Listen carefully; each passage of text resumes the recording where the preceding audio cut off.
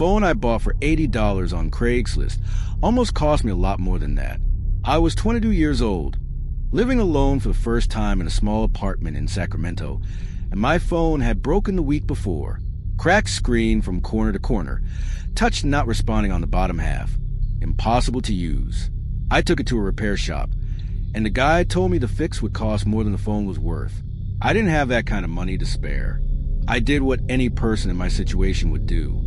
I opened Craigslist. There were dozens of used phone listings. I filtered by the model I wanted, set the max price at $100, and got about 6 results. Most of them had bad photos and vague descriptions. One of them was different. Clear photo, visibly good condition. Detailed description saying the phone was 6 months old, no scratches, battery at 89% capacity, and that the owner was selling because he had just upgraded to the newest model. $80, pickup in the Midtown area. I sent a message. The guy responded within 20 minutes. Said his name was Paul, that he could meet me the next day at a coffee shop I knew well, mid-morning. We met.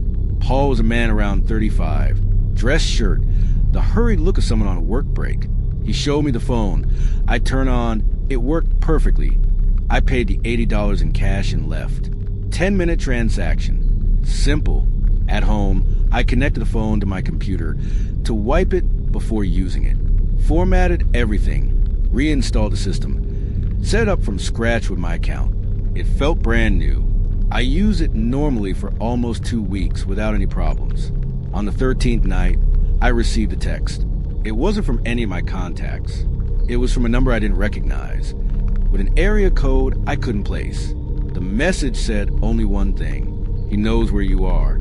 I figured it was a wrong number, a misdirected text, the kind of thing that happens. I didn't respond and kept doing what I was doing. The following night, the same number texted again. Why didn't you respond? This time I stared at the screen for a while. Then I typed that I thought they had the wrong number, that I had recently bought this phone, and that they were probably trying to reach the previous owner.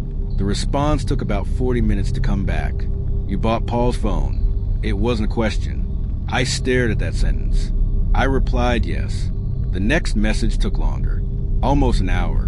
When it came through, it had just 2 lines. There's something you need to know about Paul. He didn't sell that phone because he got a new one. I wrote back asking what the person meant by that. This time the response was fast. He disappeared. 3 weeks ago.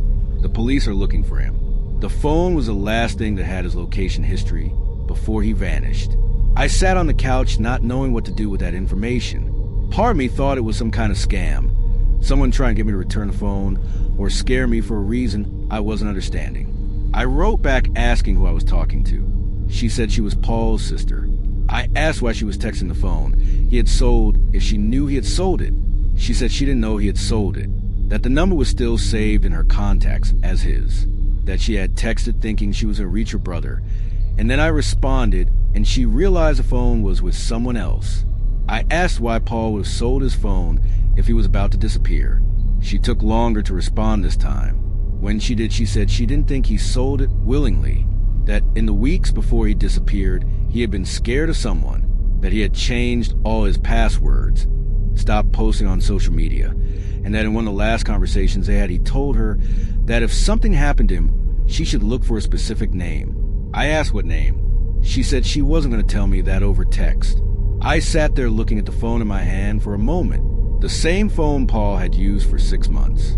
The same phone he had sold for $80 at a coffee shop in Midtown 3 weeks before disappearing. I texted her that I had Paul's number, the full name from the Craigslist listing, and that maybe the police could use that information. She said the police already knew all of that the Craigslist listing had been posted from his phone, and that they were trying to trace exactly where from. Then she sent a message I wasn't expecting. She said that the phone's location history showed an address that came up repeatedly in the weeks before Paul disappeared, an address he had never mentioned to anyone in the family, that the police had gone there, and the place was empty, but there were clear signs that someone had been there recently.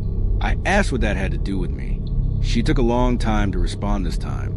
When she did, she said, probably nothing, but that she needed to ask me something. I asked what it was. She said, when Paul met you at the coffee shop to sell the phone, was there anyone else with him? I tried to remember. Paul had arrived alone, or at least that's what I thought. But there was a table behind him with a man sitting there that I had briefly noticed because he kept looking at me while Paul and I talked, and I thought at the time it was just a coincidence that the guy was bored waiting for his order. I texted that to her. The phone went silent for almost 2 hours. When she responded, it was just one sentence. Send a description of that man to the police. Now, I called the Sacramento Police Department that night. I gave them Paul's name, the Craigslist listing number, and described a man from the coffee shop as best I could. Height, build, dark hair, gray jacket. A face I had barely looked at because there was no reason to look. The officer who took my call noted everything down and said he would forward it to the investigator handling the case. 3 days later, an investigator called me. We had a meeting where he showed me some photos. I recognized a man from the coffee shop in the third photo. They didn't tell me his name. They didn't tell me what happened after. They just said I might be contacted again if needed, and that for now, everything was fine. Paul was never found. I still use the phone. I didn't buy another one because I have no rational reason not to use it. But every now and then when it buzzes with an unknown number, I pause for a second before answering. I don't know what happened to Paul. I don't know who the man at the coffee shop was. I don't know what was at that address that kept showing up in the location history. What I do know is that I bought a phone for $80, and that for some reason the owner felt the need to sell it before doing whatever it was he was about to do next. That doesn't give me a good feeling about what that was. I was never one to spend money on expensive equipment. I took photos as a hobby, nothing serious, and my old camera had stopped working after a stupid fall on a trail in Oregon. Broken screen, stuck lens. I took it to a shop, and they told me the repair wasn't worth it. I needed a replacement, and didn't want to spend much.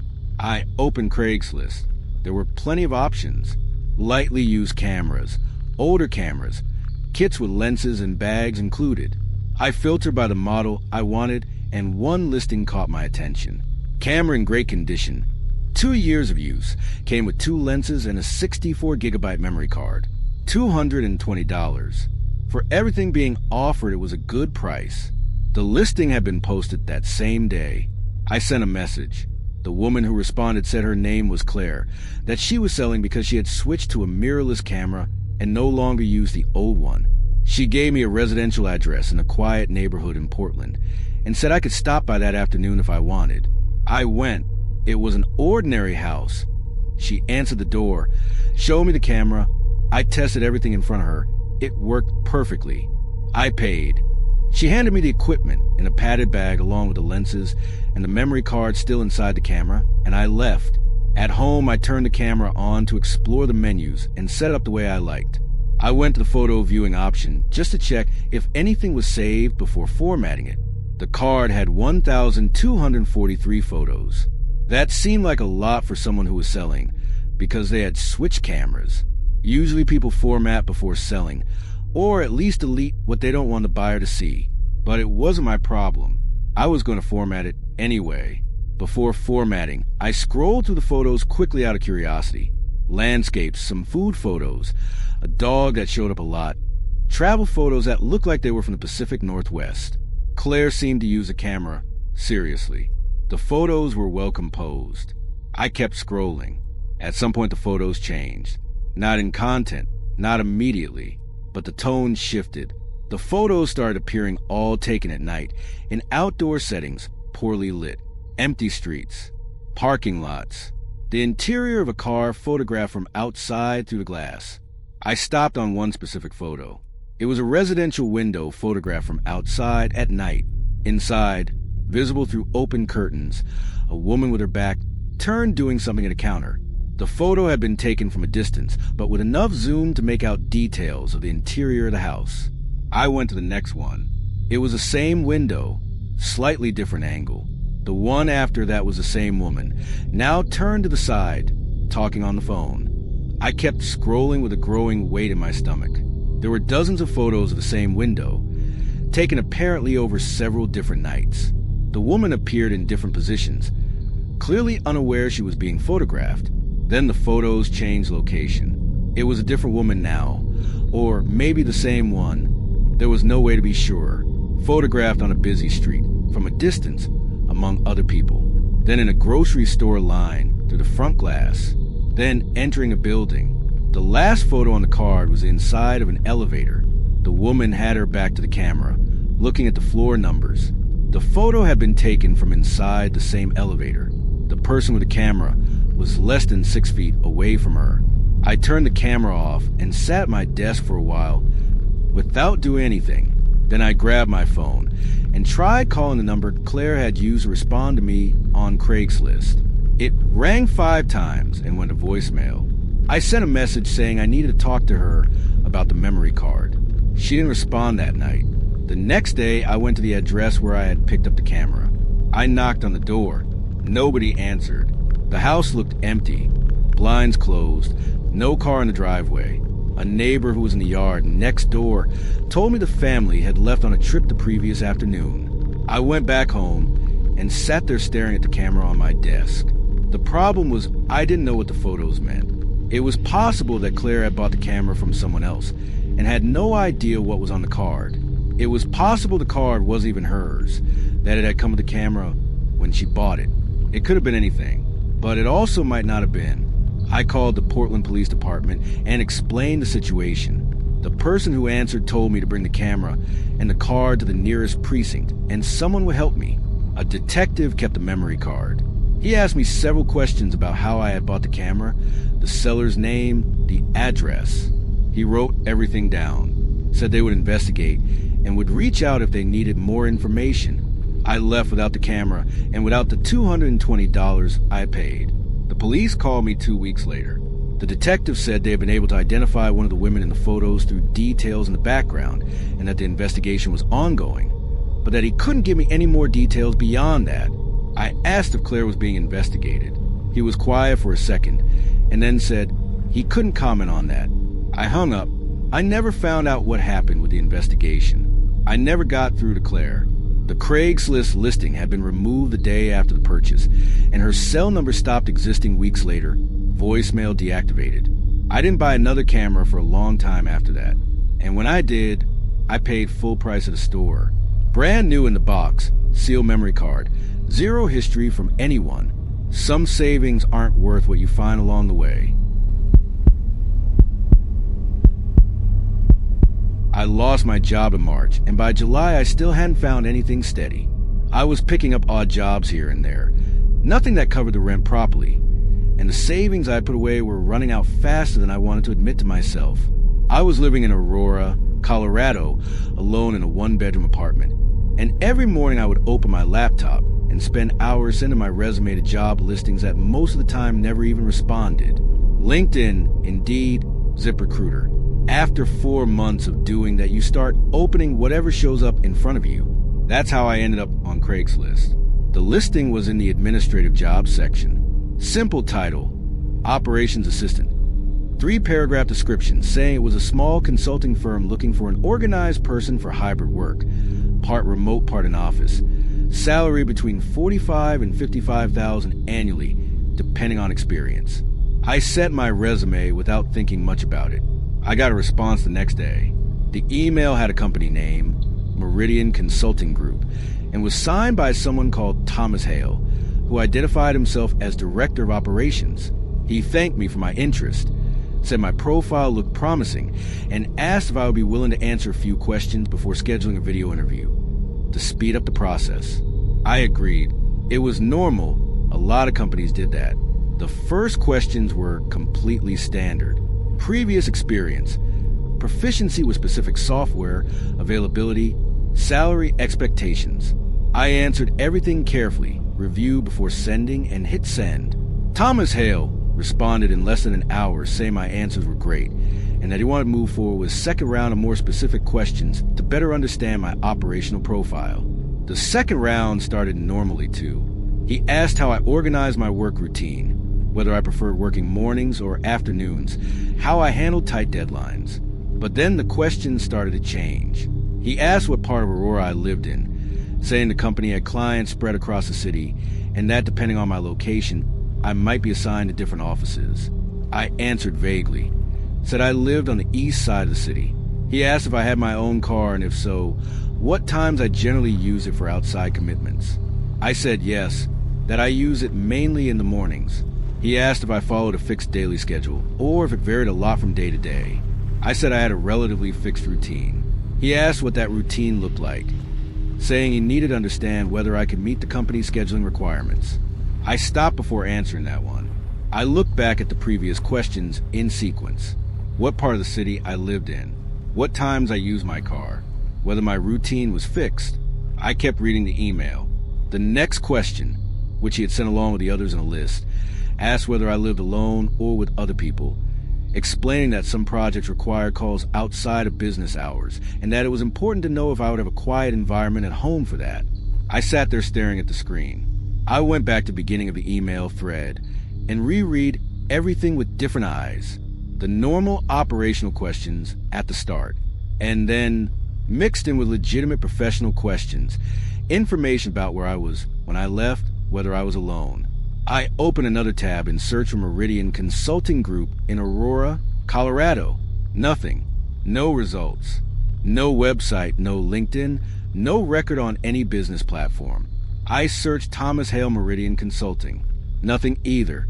I searched the email address he was using. It was a domain that looked legitimate at first glance, MeridianOps.co, but when I went to the site, the domain didn't exist. Blank page, server error. I went to the original Craigslist listing to see if there was more information about the company. The listing had been removed. I sat there staring at my laptop for a while. Then I opened a new window and went straight to the email history between me and Thomas Hale. I read through everything again from the beginning. In total, across the 2 rounds of questions I had already answered, I had provided the following information: that I lived on the east side of Aurora, that I had a car and used it mainly in the mornings, that my routine was fixed, that I was available for interviews Tuesday through Thursday mornings, which confirmed which mornings I was home, that I had experience working remotely, which suggested I was home for a good part of the day. I hadn't answered the question about living alone yet, but my other answers together already painted a pretty clear picture of where I was and when. I didn't respond to the email. I marked everything as spam and blocked the address. That same afternoon, I called the police and asked if it was possible to file a report about a potential phishing scam or illegal personal data collection through Craigslist. The person who answered said yes. Transferred me to another line. I explained the situation, and an officer noted everything down, including the email address and the name Thomas Hale. He said this type of scam was becoming more common, and that I had done the right thing by not responding. Said they would investigate what they could, and would call me if they needed more information. They never called back. I spent the following weeks paying closer attention to what was happening around my apartment. Not because I had a concrete reason to, but because once you realize you handed someone information about your routine, and that person was clearly collecting it on purpose, it's hard not to look out the window differently. On a Wednesday morning about 3 weeks later, I went down to the building parking lot and noticed a car I didn't recognize parked facing the entrance to my building. It wasn't anything concrete. Unknown cars park in lots all the time, but the car had been there on Tuesday too when I left in the morning. And on Monday, I couldn't see who was inside because the windows were tinted. On Thursday, the car was gone and never showed up again. To this day, I don't know if it was a coincidence.